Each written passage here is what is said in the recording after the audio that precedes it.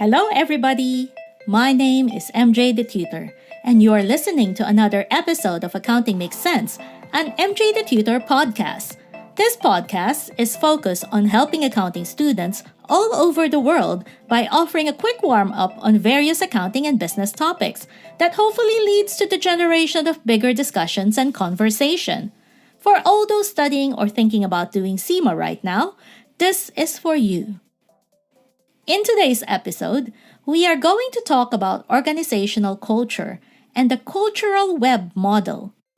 A bit of a backgrounder on the cultural web, it is a popular way of understanding and analyzing organizational culture. The model was developed by Jerry Johnson and Kevin Scholes in the 1990s and consists of 6 elements that interact to shape an organization's culture. I'm going to try and explain the model using a garden as an example. Don't be alarmed. I think regardless of whether you're a gardener or if you're like me, you've got hot hands and can't keep a plant alive, you will still be able to follow today's simple discussion on culture and the garden. So let's start and break down the model into its 6 elements. First up, stories. These are the stories and legends and myths that are told within the company, such as how the company started, who founded it, how projects are created and completed, tales of past successes and failures, even inspiring stories of individuals who've contributed to the success of the company. Just like in the garden, each plant will have its own history and origin, and these history and origin, or stories, are what shapes its culture and identity. It is a powerful tool that can be used to build a sense of shared purpose and commitment within the company among its employees. Second, we've got rituals and routines. These are the day-to-day practices and routines that employees undertake, such as morning meetings or end-of-day check-ins. These are understood by everyone within the company. They know that these routines need to happen. The routines establish norms and expectations and create a sense of continuity and stability. In our garden, these would include the daily tasks of watering the plants, pulling out weeds, checking for pests, etc., to ensure the plants grow and flourish. Our third element are symbols.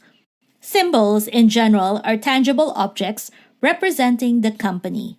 This could be your company logo or even office decor. Images and artifacts are powerful tools in creating that sense of identity and belonging. Most of the time, these symbols are even used to communicate the company's values and missions. In the garden, this would be your perhaps garden decorations or signs which help give the garden a unique personality or look. Next up, we have organizational structure. This refers to the way a company is structured, its hierarchy and reporting lines. It also includes flow of communication and decision-making, even division of labor.